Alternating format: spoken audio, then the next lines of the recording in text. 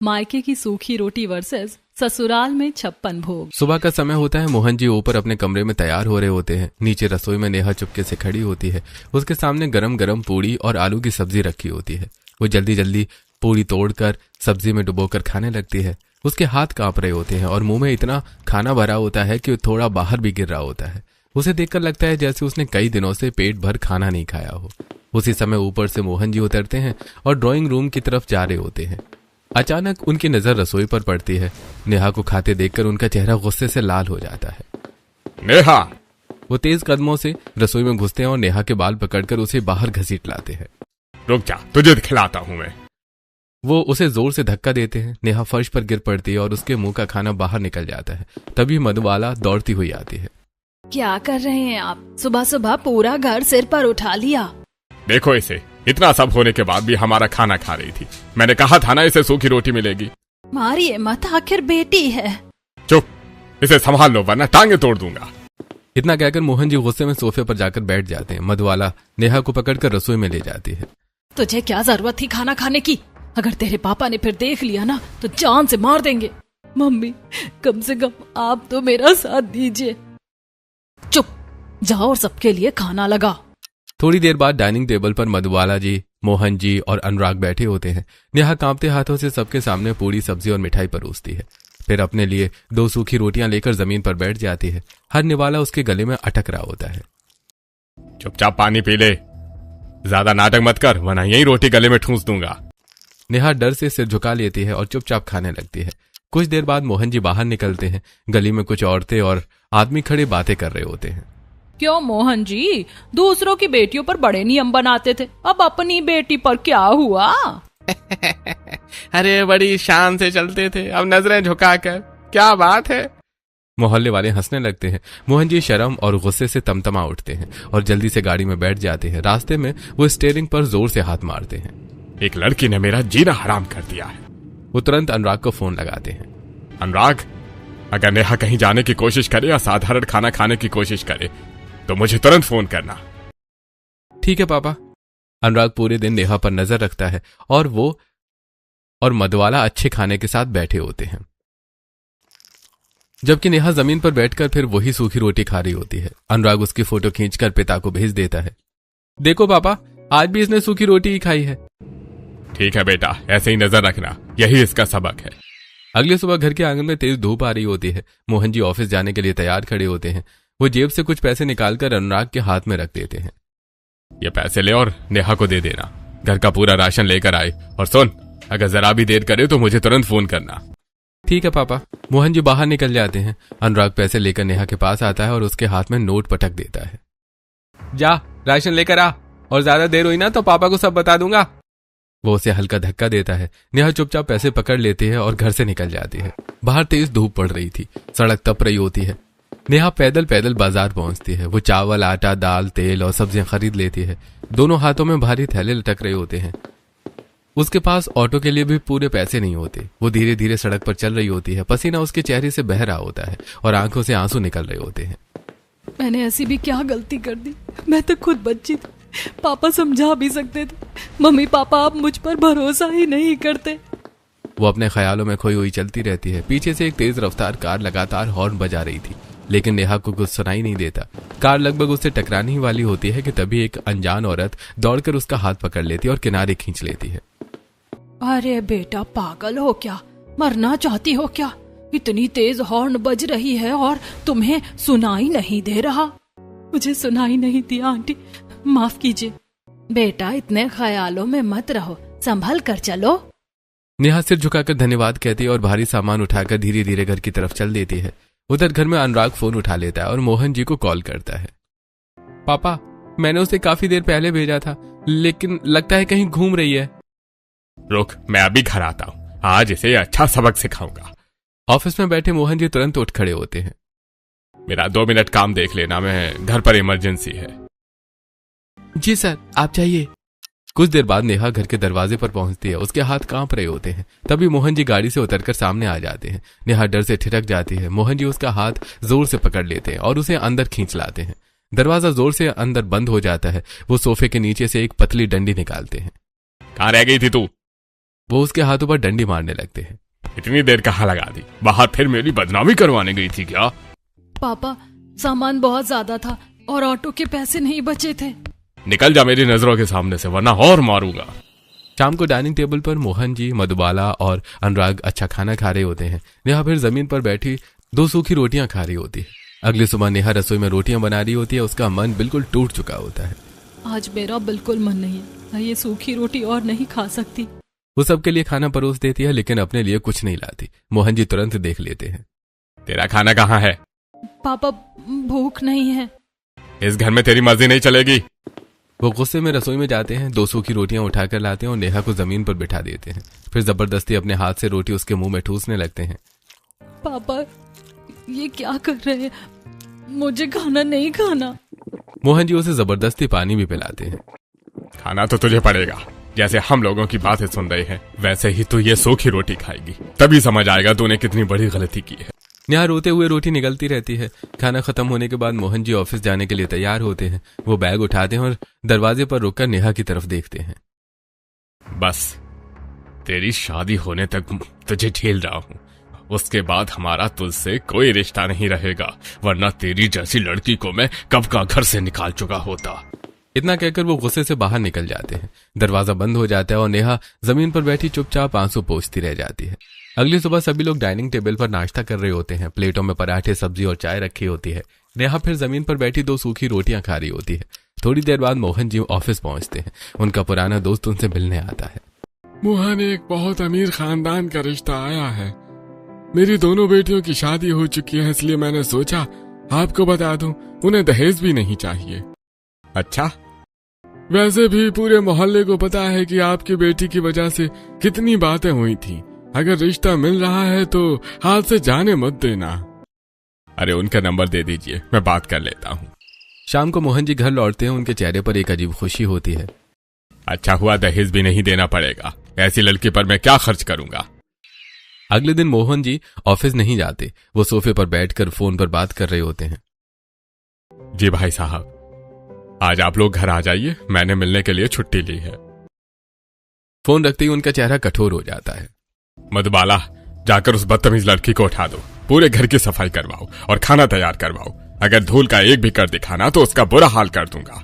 ठीक है। और सुनो, उसे अच्छे से तैयार करना। उसके हाथों और शरीर पर जो निशान है सब छिप जाने चाहिए, किसी को पता नहीं चलना चाहिए कि घर में क्या होता है। नेहा सुबह से घर की डस्टिंग करती है, फर्श साफ करती है, नाश्ता और खाना बनाकर रख देती है। फिर अपने कमरे में तैयार होकर खड़ी हो जाती है। उसकी आंखों में आंसू भरे होते हैं। तभी मोहन जी कमरे में आते हैं और दरवाजा बंद कर देते हैं।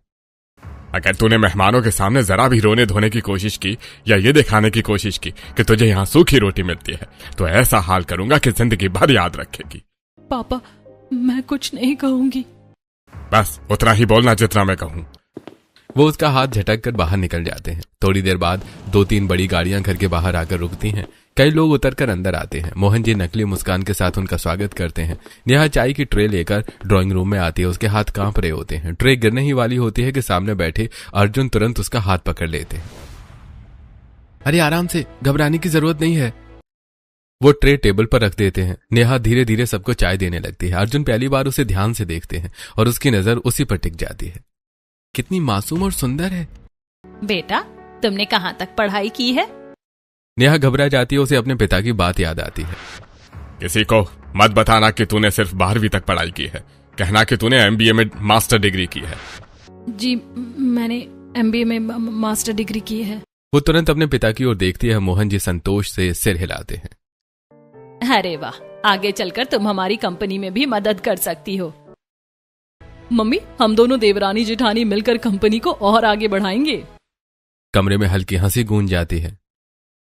अरे हमने अपनी बेटी की पढ़ाई में कोई कमी नहीं छोड़ी, घर के काम से लेकर पढ़ाई तक हर चीज में परफेक्ट है। भाई साहब, आपको चिंता करने की जरूरत नहीं है। हमें दहेज नहीं चाहिए, हमें सिर्फ एक अच्छी बेटी चाहिए। रिश्ता तुरंत पक्का हो जाता है। सब लोग एक दूसरे को मिठाई खिलाते हैं। अर्जुन बार बार नेहा को देखते रहते हैं, लेकिन नेहा की नजरें झुकी रहती हैं। कुछ ही समय बाद शहर में बहुत भव्य शादी होती है। शादी के बाद नेहा अर्जुन के साथ एक विशाल बंगले के दरवाजे पर खड़ी होती है। आरती उतारी जाती है और उसका भव्य गृह प्रवेश कराया जाता है।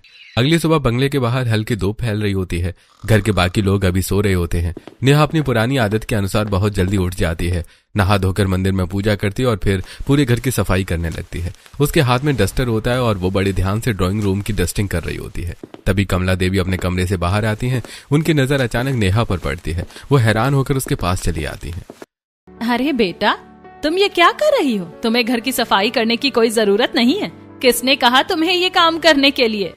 कमला देवी तुरंत ऊंची आवाज में नौकरों को बुलाती हैं। रेशमा, ऊष्मा, बिमला, जल्दी इधर आओ।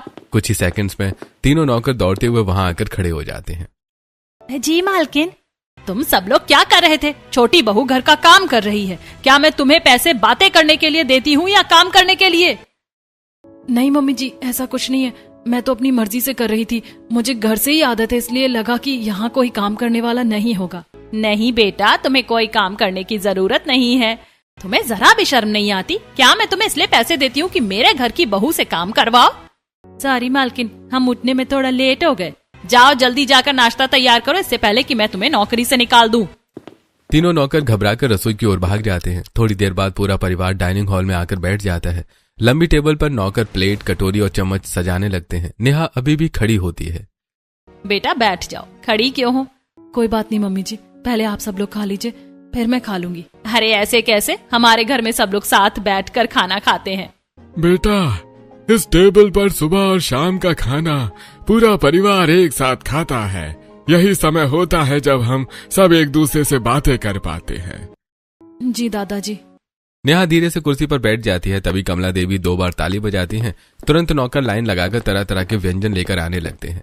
टेबल पर पूड़ी, कचौड़ी, पराठे, पनीर, दाल, पुलाव, हलवा, रसगुल्ले, जलेबी, फल और न जाने कितनी चीजें सज जाती हैं। पूरा 56 भोग सामने रखा होता है। नेहा की आंखें आश्चर्य से फैल जाती हैं। इतना सारा खाना, और वो भी पहले ही दिन। उसने अपने मायके में सालों तक केवल सूखी रोटी खाई थी। इतना खाना उसने पहली बार देखा था। उसकी आंखों में चमक आ जाती है। बाकी लोग शांति से और तहजीब के साथ खाना खाने लगते हैं, लेकिन नेहा भूख से टूट पड़ती है। वो जल्दी जल्दी खाने लगती है। उसके मुंह से थोड़ा खाना बाहर भी गिरने लगता है। अचानक सब लोग खाना छोड़कर उसकी तरफ देखने लगते हैं। नेहा को इसका ध्यान ही नहीं रहता। तभी अर्जुन धीरे से उसका हाथ छूते हैं। अरे आराम से खाओ, सब लोग तुम्हें देख रहे हैं। नेहा चौंक कर ऊपर देखती है। पूरे परिवार की नजरें उसी पर होती हैं। वो घबरा जाती है। आई एम सॉरी, कल शादी में ठीक से खाना नहीं खाया था, इसलिए बहुत भूख लगी थी। कोई बात नहीं बेटा, खाना खाने में शर्म कैसी, आराम से खाओ। नेहा धीरे धीरे खाना खाने लगती है। उसकी आंखों में आंसू चमकने लगते हैं, लेकिन इस बार वो दुख के नहीं बल्कि राहत और खुशी के होते हैं। इतना स्वादिष्ट खाना मैंने आज से पहले कभी नहीं खाया। ससुराल आते ही 56 भोग मिल गए। शायद भगवान ने मेरी जिंदगी बदल दी है। वो अभी भी थोड़ी डरी हुई होती है, लेकिन इतना प्यार और सम्मान उसके मन को पहली बार सुकून देने लगता है। नेहा के ससुराल आए कई दिन हो चुके होते हैं। इतने बड़े बंगले में उसे किसी काम की जरूरत ही नहीं पड़ती। कमरे की सफाई, कपड़े, चाय, नाश्ता सब कुछ नौकर समय पर करके चले जाते हैं। नेहा को अभी तक यकीन नहीं होता कि कोई उसके लिए इतना कुछ कर सकता है।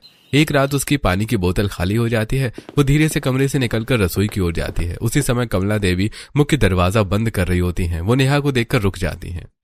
अरे बेटा, तुम्हें नीचे आने की क्या जरूरत थी? कुछ चाहिए था क्या? जी, पानी की बोतल खत्म हो गई थी, इसलिए लेने आ गई। बेटा, घर में इतने नौकर है, उन्हें आवाज दे देती। कोई बात नहीं मम्मी जी, मुझे तो खुद काम करने की आदत है। घर पर हम अपना काम खुद ही करते थे। आदत थी बेटा, अब भूल जाओ। यहाँ तुम्हें कोई काम नहीं करना है। तुम्हारे हर काम के लिए कोई ना कोई है। जी मम्मी जी। नेहा पहली बार किसी बड़े की आवाज में डांट नहीं बल्कि अपनापन महसूस करती है। वो पानी लेकर चुपचाप ऊपर चली जाती है। अगली सुबह दादाजी अपनी कुर्सी पर बैठ जाते हैं। एक एक करके पूरा परिवार डाइनिंग टेबल पर आकर बैठने लगता है। नौकर तुरंत तरह तरह के व्यंजन सजाने लगते हैं। आज सोया चाप, मलाई कोफ्ता, कई सब्जियां और मिठाइयां बनी होती हैं। नेहा प्लेट में थोड़ा थोड़ा लेकर रुक रुक कर खाने लगती है। उसका मन बिल्कुल नहीं कर रहा होता। क्या हुआ बेटा, खाना पसंद नहीं आया क्या? नहीं मम्मी जी, ऐसी कोई बात नहीं है। फिर आज तुम रोज की तरह खा क्यों नहीं रही? नेहा चुप हो जाती है। मम्मी, मुझे लगता है आज इसे खाने में कुछ पसंद नहीं आया। सोया चाप तो इसे पहले से ही पसंद नहीं है। अरे पहले बता देती बेटा। विमला, जल्दी जाओ, मैडम के लिए उनकी पसंद का खाना बना कर लाओ। जी मालकिन। कुछ ही देर में गर्मा गर्म वेज पुलाव बनकर आ जाता है। विमला प्लेट नेहा के सामने रख देती है। नेहा की आंखें फैल जाती हैं। यहाँ सब लोग मेरी पसंद का इतना ख्याल रखते हैं, मुझे मांगना भी नहीं पड़ा और खाना सामने आ गया। वो खुशी खुशी पुलाव खाने लगती है। उसके चेहरे पर हल्की मुस्कान आ जाती है। नेहा पूरे घर में बहुत डरी सहमी रहती है। उसे अभी कोई डांट देगा या मार देगा। परिवार वाले उसे सहज महसूस कराने की पूरी कोशिश करते रहते हैं। खाना खत्म होने के बाद शिल्पा उसके कमरे में आती है। नेहा बिस्तर पर बैठी होती है। शिल्पा को देखते ही वो घबराकर तुरंत खड़ी हो जाती है। क्या हुआ दीदी, मुझसे कोई गलती हो गई क्या? आपको मुझसे कोई काम था क्या? अरे नहीं पगली, आराम से बैठो। तुम इतनी डर क्यों जाती हो? मैं तो तुमसे बात करने आई थी। जी। चलो आज हम दोनों शॉपिंग चले। मैं शॉपिंग? दीदी मुझे कपड़े लेना भी नहीं आता, मैंने कभी मॉल नहीं देखा, इसीलिए तो मैं हूँ। चलो आज सब सीख जाओगी। थोड़ी देर बाद दोनों एक बड़े मॉल में पहुंच जाती हैं। चारों तरफ रोशनी, संगीत और रंग बिरंगी दुकानें होती हैं। शिल्पा उसे अलग अलग कपड़े दिखाती है। दोनों कॉटन कैंडी खाती हैं, आइसक्रीम खाती हैं और मजेदार जोकर जैसे कपड़े पहनकर एक दूसरे को देखकर जोर जोर से हंसने लगती हैं। नेहा शायद कई सालों बाद इतनी खुलकर हंस रही थी। उसकी आंखों में पहली बार सच्ची खुशी दिखाई देती है। नेहा, मैंने तुम्हें पहली बार इतना खुश देखा है। जब से तुम हमारे घर आई हो तुम हमेशा डरी हुई रहती हो। ये सुनते ही नेहा की हंसी अचानक रुक जाती है। वो कुछ पल के लिए अपने पुरानी यादों में खो जाती है। पहले मेरे पास हंसने की कोई वजह ही कहाँ थी। वहां तो बस सूखी रोटी, डर और अपमान था। यहाँ सब लोग मुझसे कितना प्यार करते हैं। क्या हुआ, कहाँ खो गई? कुछ नहीं दीदी, आप बहुत अच्छी हैं। नेहा उसके कंधे पर प्यार से हाथ रखती है। दोनों मुस्कुराते हुए मॉल से बाहर निकल जाती हैं। शाम को पूरा बंगला रोशनी से जगमगा रहा था। डाइनिंग टेबल पर तरह तरह के व्यंजन सजे होते हैं। पूरा परिवार हंसी खुशी बातें कर रहा होता है। नेहा पहले से थोड़ी सहज दिखने लगी होती है। मम्मी जी, आज तो नेहा ने खूब शॉपिंग की। हमने बाहर की बहुत सारी चीजें भी खाई। हाँ मम्मी जी, आज दीदी के साथ जाकर मुझे बहुत मजा आया। अरे वाह, ऐसे ही चलता रहा तो नेहा का यहाँ इतना मन लग जाएगा कि मायके जाना ही भूल जाएगी। सब लोग हंस पड़ते हैं। यहाँ सब लोग इतने अच्छे हैं। उसके चेहरे पर मुस्कान होती है, लेकिन मन में अलग ही विचार चल रहे होते हैं। सच तो यह है कि मेरा वहाँ वापस जाने का बिल्कुल मन नहीं करता। उस जहन्नुम में कौन लौटना चाहेगा। अगली सुबह घर के बाहर गाड़ी रुकती है। नेहा के मायके वाले पग फेरी की रस्म के लिए उसे लेने आए होते हैं। मोहन जी, मधुबाला और अनुराग अंदर आते हैं। उन्हें देखते ही नेहा के हाथ पैर कांपने लगते हैं। हे भगवान, ये मुझे वापस ले जाने आए हैं। मैं इनके साथ नहीं जाना चाहती। काश कोई मुझे रोक ले। वो घबराकर अपने दुपट्टे को कसकर पकड़ लेती है। अरे भाई साहब, रस्म के लिए बेटी को कुछ दिन घर ले जा रहे हैं, 1 हफ्ते बाद छोड़ जाएंगे। बिल्कुल, आपकी बेटी है, जब मन करे ले जाइए। कमला देवी नेहा का चेहरा ध्यान से देखती है। क्या हुआ बेटा, मायके जाने का मन नहीं है क्या? लगता है ससुराल में बहुत मन लग गया है। नहीं मम्मी जी, ऐसी कोई बात नहीं है। नेहा भारी मन से अपने माता पिता के साथ चली जाती है। मायके पहुंचते ही सब कुछ फिर वैसा ही हो जाता है। दोपहर में मोहन जी, मधुबाला और अनुराग टेबल पर बैठकर अच्छा खाना खाते हैं, जबकि नेहा जमीन पर बैठी 2 सूखी रोटियां खा रही होती है। लोग कहते हैं मायके में लाड मिलता है और ससुराल में नियम। मेरी जिंदगी तो उल्टी है। वहाँ 56 भोग मिलते हैं, यहाँ सूखी रोटी। मोहन जी कुछ कह रहे होते हैं, लेकिन नेहा अपने विचारों में खोई रहती है। क्या हुआ, ससुराल जाकर बड़ी बन गई है? बाप की बात सुननी बंद कर दी? नेहा तुरंत डरकर सिर झुका लेती है। अगर वहां किसी को बताने की कोशिश की कि तू यहाँ कैसे रहती थी तो याद रखना बहुत बुरा होगा। नहीं पापा, मैं किसी को कुछ नहीं बताऊंगी। ठीक है, अब चुपचाप अपनी सूखी रोटी खा। नेहा चुपचाप रोटी तोड़ने लगती है। कुछ दिन बाद नेहा फिर अपने ससुराल लौट आती है। गाड़ी बंगले के सामने रुकती है। कमला देवी दरवाजे पर खड़ी होती हैं। नेहा को देखती हुई उनके चेहरे पर खुशी आ जाती है। विमला, जल्दी खाना लगाओ, देखो हमारी बहू मायके से आ गई है, इसे भूख लगी होगी। थोड़ी ही देर में पूरा परिवार फिर एक साथ डाइनिंग टेबल पर बैठ जाता है। सामने तरह तरह के व्यंजन सज रहे होते हैं। नेहा की आंखों में राहत दिखाई देती है। अगले दिन शाम को अर्जुन और मयंक ऑफिस से जल्दी घर आ जाते हैं। मम्मी, आज मैं, भैया, भाभी और नेहा बाहर डिनर पर जा रहे हैं। हमारे खाना मत बनाइए। बहुत अच्छी बात है बेटा, नेहा अभी तक ज्यादा घूम भी नहीं पाई है। ठीक है मम्मी, हम लोग देर से आएंगे। रात को चारों एक अच्छे से रेस्टोरेंट में जाते हैं। वहां हंसी मजाक, खाना और संगीत चलता रहता है। शिल्पा और नेहा मजाक मजाक में थोड़ी सी ड्रिंक ले लेती हैं। नेहा ने जिंदगी में पहली बार ड्रिंक की होती है, इसलिए उसे जल्दी चढ़ जाती है। अरे चलो भाई, अब अपनी बीवी को घर ले चलते हैं, वरना मम्मी पापा आ गए तो हमारी क्लास लग जाएगी। अरे पहले इन दोनों को संभालो, देखो कैसे झूम रही हैं। नेहा और शिल्पा खिलखिलाकर हंस रही होती हैं। दोनों ठीक से चल भी नहीं पा रही थी। दोनों भाई उन्हें संभालते हुए घर लाते हैं और चुपके से अंदर जाने की कोशिश करते हैं। उसी समय कमला देवी पानी लेने रसोई में आती हैं। नेहा उन्हें देखते ही मुस्कुरा पड़ती है। अरे मेरी प्यारी सासू माँ, आप तो मेरी मम्मी से भी ज्यादा अच्छी हो। अरे चलो चलो अंदर चलो, मम्मी डांट देंगी। कमला देवी नेहा को ध्यान से देखती है। पहली बार उसे इतना खुलकर खुश होते देख रही होती है। बेटा, मैंने नेहा को पहली बार इतना खुश देखा है। हाँ मम्मी। लेकिन याद रखना, आइंदा इतनी हालत में घर मत लाना। ये उसका ससुराल है, मायका नहीं। लोग बातें बनाते देर नहीं लगाते। जी मम्मी, आगे से ध्यान रखूंगा। अर्जुन मुस्कुराते हुए नेहा को संभालकर कमरे की ओर ले जाते हैं। नेहा अभी भी हल्की मुस्कान लिए हुए होती है। नेहा के कदम लड़खड़ा रहे थे। वो बेड पर बैठते ही अचानक फूट फूट कर रोने लगती है। मेरे मायके वालों ने मुझे हमेशा सूखी रोटी खिलाई और मैं यहाँ आकर छप्पन भोग खा रही हूँ। मैं यहाँ बहुत खुश हूँ अर्जुन, मुझे वहाँ बिल्कुल नहीं जाना। उसकी आंखों से लगातार आंसू बह रहे होते हैं। लोग कहते हैं लड़की मायके में खुश रहती है, लेकिन देखिए मैं तो ससुराल में आकर बहुत खुश हूँ। इतना कहते कहते वो अचानक बेहोश होकर बिस्तर पर लेट जाती है। अर्जुन घबरा जाता है। नेहा, ये कैसी बातें कर रही हो? तुम्हें मायके में कौन परेशान करता है? तुम्हें सूखी रोटी क्यों खिलाई जाती थी? मुझे सच बताओ सब। मुझे नींद आ रही है, मुझे सोने दीजिए।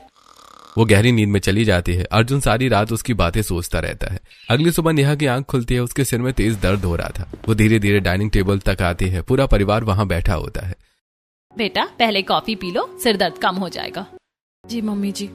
नेहा कॉफी पीती है और फिर थोड़ा नाश्ता करती है। अर्जुन चुपचाप उसे देखते रहते हैं। आखिर ये रात को ऐसी बातें क्यों कर रही थी? वहां इसे सूखी रोटी क्यों मिलती थी? थोड़ी देर बाद सब लोग अपने अपने काम से बाहर चले जाते हैं। शिल्पा एक मीटिंग के लिए निकल जाती है। घर में सिर्फ कमला देवी और नेहा रह जाती हैं। तभी कमला देवी के फोन पर एक बिजनेस कॉल आती है। अरे ये अंग्रेजी में कॉल आ गई, मुझे तो कुछ समझ नहीं आता। शिल्पा भी घर पर नहीं है। वो फोन लेकर नेहा के कमरे में जाती है। बेटा, जरा बात करके बताना ये क्या कह रहे हैं, मुझे इंग्लिश बिल्कुल नहीं आती। नेहा के चेहरे का रंग उड़ जाता है। मुझे तो खुद अंग्रेजी नहीं आती, मैं तो सिर्फ 12वीं पास हूँ। वो कांपते हाथों से फोन उठाती है। दूसरी तरफ अंग्रेजी में तेज तेज बात हो रही होती है। सॉरी, मुझे कुछ समझ नहीं आ रहा। दीदी आएंगी तो बात कर लेंगी। कमला देवी आश्चर्य से उसे देखने लगती है। क्या हुआ बेटा, तुम्हें समझ क्यों नहीं आया? तुमने तो MBA किया है ना? नहीं मम्मी जी, मैंने सिर्फ 12वीं तक पढ़ाई की है। कमला देवी स्तब्ध रह जाती हैं। क्या, सिर्फ 12वीं? लेकिन तुम्हारे परिवार वालों ने तो कहा था कि तुमने मास्टर डिग्री की है। नेहा सिर झुका लेती है। उसकी आंखें भर आती हैं। वो कुछ कहे बिना कमरे से बाहर चली जाती है। कमला देवी सोच में पड़ जाती हैं। ये कैसी बात है, आखिर सच क्या है? कुछ दिन बाद नेहा के माता पिता फिर उसे मायके ले जाते हैं। वहां पहुंचते ही वही पुराना सिलसिला शुरू हो जाता है। नेहा जमीन पर बैठकर सूखी रोटी खा रही है और बाकी परिवार टेबल पर खाना खा रहा होता है। उसी समय ससुराल में दादाजी की तबीयत अचानक खराब हो जाती है। उन्हें सीने में तेज दर्द उठता है। अरे मेरी बहू को जल्दी बुलाओ, मैं आखिरी बार पूरे परिवार को साथ देखना चाहता हूँ। पिताजी, ऐसी बातें मत कीजिए। मैं अभी नेहा को लेकर आता हूँ। अर्जुन और कमला देवी तुरंत गाड़ी लेकर नेहा के मायके पहुंचते हैं। वो दरवाजे की घंटी बजाते हैं। अंदर मोहन जी टेबल पर खाना खा रहे होते हैं और नेहा जमीन पर बैठकर सूखी रोटी खा रही होती है। लगता है दूध वाला आया है। वो दरवाजा खोलते हैं। सामने अर्जुन और कमला देवी खड़े होते हैं। दोनों की नजरें सीधे नेहा पर पड़ती हैं। वो स्तब्ध रह जाते हैं। नेहा, तुम जमीन पर बैठकर सूखी रोटी क्यों खा रही हो? अरे बेटा, इसे नीचे बैठकर खाने की आदत है। झूठ मत बोलिए, आपने इसकी पढ़ाई के बारे में भी झूठ बोला था। ये सिर्फ 12वीं पास है। कमरे में सन्नाटा छा जाता है। मधुबाला और अनुराग घबरा जाते हैं। आपने हमसे क्या क्या छिपाया है? नेहा उस रात कह रही थी कि यहाँ उसे बहुत परेशान किया जाता है और सूखी रोटी खिलाई जाती है। मोहन जी गुस्से से नेहा की ओर देखते हैं, मानो उसे चुप रहने का इशारा कर रहे हों। लेकिन इस बार नेहा चुप नहीं रहती। वो धीरे धीरे जमीन से उठती है और दौड़कर कमला देवी के गले लग जाती है। वो जोर जोर से रोने लगती है। मम्मी जी, मुझे आपकी बहुत याद आ रही थी। मेरा यहाँ बिल्कुल मन नहीं लग रहा था। क्या बात है बेटा, मुझे सब सच सच बताओ। अब मैं तुम्हें कुछ नहीं होने दूंगी। नेहा कमला देवी के गले लगी रो रही होती है। उसके आंसू रुक ही नहीं रहे थे। अर्जुन प्यार से उसका कंधा पकड़ते हैं। नेहा, अब डरना मत, आज सब सच बता दो। नेहा कांपती आवाज में बोलना शुरू करती है। उसकी आंखें कहीं दूर अतीत में खो जाती हैं। 6 साल पहले की बात है। मोहन जी पूरे मोहल्ले में बहुत इज्जतदार आदमी माने जाते थे। वो हर समय लोगों को बेटियों को संस्कार सिखाने की बातें बताते रहते थे। बेटियों को घर की मर्यादा में रहना चाहिए। मेरी बेटी को देखो, बिना जरूरत घर से बाहर नहीं निकलती, न लड़कों से बात करती है, न इधर उधर घूमती है। मोहल्ले वाले सामने उनकी तारीफ करते लेकिन पीठ पीछे बातें बनाते थे। दूसरों की बेटियों पर बहुत उपदेश देते थे, जिस दिन अपनी बेटी से कोई गलती हो गई ना तब देखेंगे। उस समय नेहा और उसकी सहेली 12वीं कक्षा में पढ़ती थी। उस दिन उनका आखिरी पेपर था। स्कूल के बाहर दोनों खड़ी थी। मेरे घर वाले मेरी लव मैरिज नहीं होने देंगे। मैं आज अपने बॉयफ्रेंड के साथ भाग रही हूँ। पागल हो गई है क्या? अभी तो हमारी 12वीं खत्म हुई है, आगे पढ़ेंगे, अपने पैरों पर खड़े होंगे, फिर घर वालों से बात करेंगे। तू मेरी दोस्त है ना, मुझे तेरे साथ की जरूरत है। मैं तेरे साथ नहीं भाग सकती। तुझे मेरी कसम, अगर तू नहीं चली तो मैं यहीं अपनी जान दे दूंगी। हाँ अच्छा ठीक है, ऐसी बातें मत कर। अगली सुबह नेहा घर में झूठ बोलती है कि वो चाचा जी के घर जा रही है। वो सहेली और उसके बॉयफ्रेंड के साथ ट्रेन में बैठ जाती है। कुछ ही घंटों में सहेली के घर वाले उन्हें ढूंढ लेते हैं और घर पहुंचते ही सहेली की माँ गुस्से में पूछती है, तेरे साथ कौन था? किसने तुझे भगाने को कहा? अपनी जान बचाने के लिए सहेली सारा दोष नेहा पर डाल देती है। मम्मी, ये सब नेहा ने कहा था, वही मुझे भगाने के लिए बना रही थी। सहेली रिया के माता पिता उसे पकड़कर नेहा के घर ले आते हैं। देखिए मोहन जी, आपकी बेटी हमारी बेटी को भगा रही थी। 12वीं करते ही इसके पर निकल आए। मोहन जी स्तब्ध रह जाते हैं। नेहा तो चाचा जी के घर गई है। उसने आपसे झूठ बोला है, वो अपने बॉयफ्रेंड के साथ भागी थी। अब बोलिए दूसरों की बेटियों पर, अपनी बेटी तो संभाली नहीं गई। लोग हंसते हैं। मोहन जी अपमान से जल उठते हैं। वो नेहा को घर के अंदर धकेलते हैं और दरवाजा जोर से बंद कर देते हैं। तेरी हिम्मत कैसे हुई मेरी नाक कटवाने की? तू अपने बॉयफ्रेंड के साथ भागी। वो उसे बेरहमी से बेल्ट से मारते हैं। पापा, मैं नहीं भागना चाहती थी, वो मुझे जबरदस्ती ले गई थी, उसने झूठ बोला। लेकिन मोहन जी कुछ नहीं सुनते। उस दिन के बाद जब भी मोहन जी मोहल्ले में निकलते लोग ताने मारते, अरे भाई, दूसरों को सीख देने वाले अपनी बेटी तक नहीं संभाल पाए। अपमान ने मोहन जी को और कठोर बना दिया। आज से तू घर से बाहर नहीं निकलेगी, पढ़ाई बंद, कोई सुविधा नहीं मिलेगी और खाना भी सिर्फ सूखी रोटी मिलेगा। मैं तुझे तड़पाऊंगा और न मरने दूंगा। उस दिन से नेहा की सजा शुरू हो जाती है। सालों तक उसे सूखी रोटी, अपमान और कैद जैसी जिंदगी मिलती रहती है। नेहा की आवाज टूट जाती है। कमरे में सन्नाटा छा जाता है। अर्जुन की आंखें गुस्से से भर जाती हैं। अगर गलती हो भी गई थी तो प्यार से समझाते। 12वीं की बच्ची को दुनिया का क्या पता होता है? आपने इतनी छोटी बच्ची को इतनी बड़ी सजा दे दी। बहुत गलत किया आपने। अगर मेरी बेटी होती ना, मैं उसका साथ देती, समाज का नहीं। समाज ना हमारे घर राशन देता है, ना बुढ़ापे में सहारा बनता है। मोहन जी सिर झुका लेते हैं। अगर हमारी बेटी से ऐसी गलती हो जाती तब भी हम उसे अपने घर में रखते, उसे तड़पाते नहीं। आज के बाद नेहा इस घर में नहीं आएगी और आप लोग भी इसे फोन नहीं करेंगे। जितना दुख देना था दे चुके। आपका और इसका कोई रिश्ता नहीं है। अर्जुन नेहा का हाथ पकड़ लेते हैं। कमला देवी उसे सहारा देकर बाहर ले जाती है। नेहा रोते रोते गाड़ी में बैठ जाती है। ससुराल पहुंचते ही अर्जुन उसे अपने पास बिठाकर गले लगा लेता है। आज के बाद तुम्हें रोने की जरूरत नहीं है। जो लोग तुम्हें आंसू देते थे अब वो तुम्हारे पास भी नहीं आएंगे। कुछ दिनों बाद दादाजी की तबीयत भी ठीक हो जाती है। पूरा परिवार फिर से एक साथ डाइनिंग टेबल पर बैठा होता है। सामने 56 भोग सजे होते हैं। सब हंसी मजाक कर रहे होते हैं। इस बार नेहा बिना डर के मुस्कुराते हुए खाना खा रही है। उसके हाथ नहीं कांप रहे होते। पहली बार उसे लगता है कि उसे सचमुच एक परिवार मिल गया है। माना माता पिता हमें जन्म देते हैं, लेकिन अगर बड़े होने पर उनकी सोच और आपकी सोच अलग हो जाए और वो आप पर मानसिक या शारीरिक अत्याचार करने लगे, तो क्या आप अपनी सेहत और आत्मसम्मान छोड़कर उनके साथ रहना पसंद करेंगे या फिर उस दिखावटी रिश्ते से दूर जाकर एक सुरक्षित और सम्मानजनक जीवन चुनेंगे? अपनी राय हमें कमेंट में जरूर बताएं।